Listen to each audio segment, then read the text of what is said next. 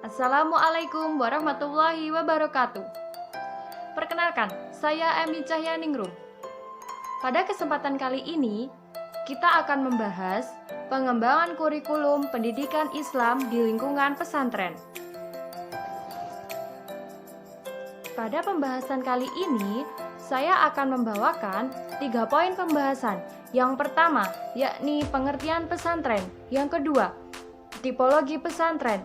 Dan yang utama, yaitu pengembangan kurikulum pendidikan Islam di pesantren. Pembahasan pertama, yakni pengertian pesantren. Pesantren sendiri secara bahasa berasal dari kata santri yang mendapat awalan pe dan akhiran an, sehingga menjadi pesantrian yang bermakna kata sastri yang berarti murid. Kemudian, secara istilah, pesantren memiliki pengertian sebagai sebuah lembaga pendidikan dan penyiaran agama Islam. Jika kita membahas pesantren, rasanya tidak lengkap jika kita juga tidak membahas tentang arti pondok. Pondok sendiri, istilah pondok berasal dari kata funduk, dari bahasa Arab yang berarti rumah penginapan. Sehingga secara garis besar, pondok pesantren adalah asrama atau suatu lembaga pendidikan yang mengajarkan murid untuk dapat hidup mandiri disertai dengan pendalaman ilmu agama yang kuat. Pembahasan selanjutnya adalah tipologi pesantren. Tipologi pesantren sendiri dibagi menjadi 3, yakni salaf, khalaf, dan juga konvergensi. Pertama, pesantren salaf disebut juga dengan pesantren tradisional.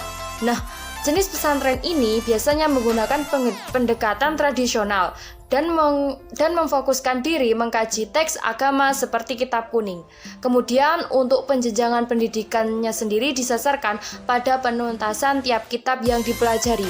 Jadi, seorang santri itu bisa naik ke tingkat selanjutnya jika dia sudah menguasai atau setidaknya hatam pada salah satu kitab di dalam satu bidang pembelajaran.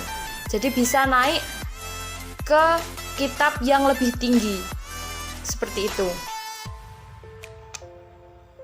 Kemudian selanjutnya adalah pesantren khalaf atau modern. Di sini pesantrennya menggunakan pendekatan yang lebih modern.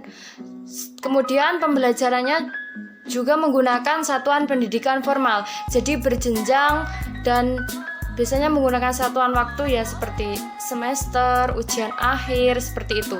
Dan umumnya pesantren ini menekankan pada penguasaan bahasa asing, semisal bahasa Arab.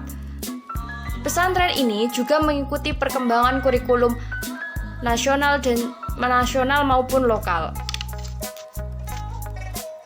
Kemudian yang ketiga adalah jenis pesantren konvergensi. Nah, pesantren ini adalah sebuah gagasan yang berusaha menjembatani pesantren salaf dan pesantren modern.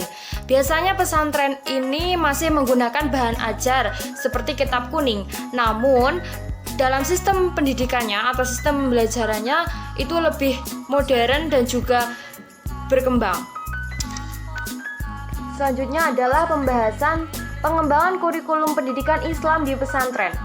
Kurikulum pendidikan pesantren adalah bahan-bahan pendidikan agama Islam di pesantren berupa kegiatan pengetahuan dan pengalaman yang dengan sengaja dan sistematis diberikan kepada santri untuk mencapai tujuan pendidikan agama Islam. Pengembangan kurikulum ialah mengarahkan kurikulum kepada tujuan pendidikan karena adanya berbagai pengaruh, baik pengaruh dari luar maupun dari dalam, dengan harapan nantinya lulusan dapat menghadapi masa depan dengan lebih baik. Pengembangan kurikulum pesantren diharapkan dapat menggunakan strategi-strategi yang tidak merusak ciri khas pesantren sebagai lembaga pendidikan agama Islam yang pertama kali berdiri di Indonesia. Adapun prinsip pengembangan kurikulum. Prinsip pengembangan kurikulum pendidikan pesantren secara umum dikelompokkan menjadi 2, yakni pertama adalah prinsip umum. Prinsip umum di sini meliputi relevansi, fleksibilitas, kontinuitas, praktis, efektivitas, dan efisiensi.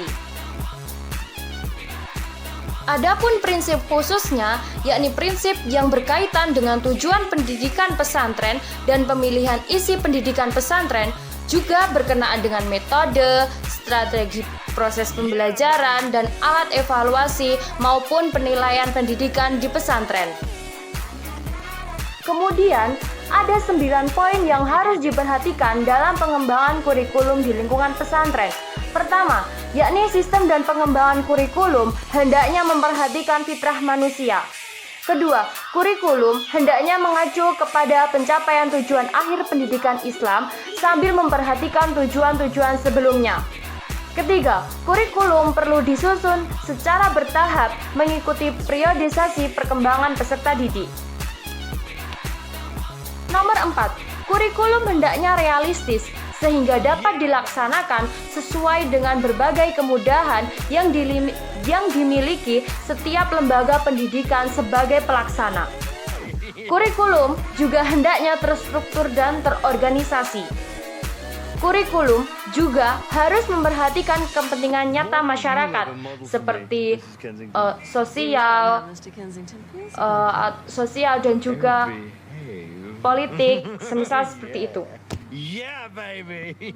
Nomor 7, metode pendidikan yang merupakan salah satu komponen kurikulum diharapkan atau hendaknya bersifat fleksibel. 8. Kurikulum hendaknya efektif untuk mencapai tingkah laku dan emosi yang positif dari peserta didik. Yang terakhir, kurikulum hendaknya memperhatikan tingkat perkembangan peserta didik, baik fisik, emosional, maupun intelektual.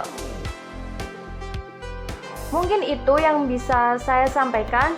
Jika ada kurang lebihnya, saya mohon maaf. Wassalamualaikum warahmatullahi wabarakatuh. Sampai jumpa di pertemuan selanjutnya.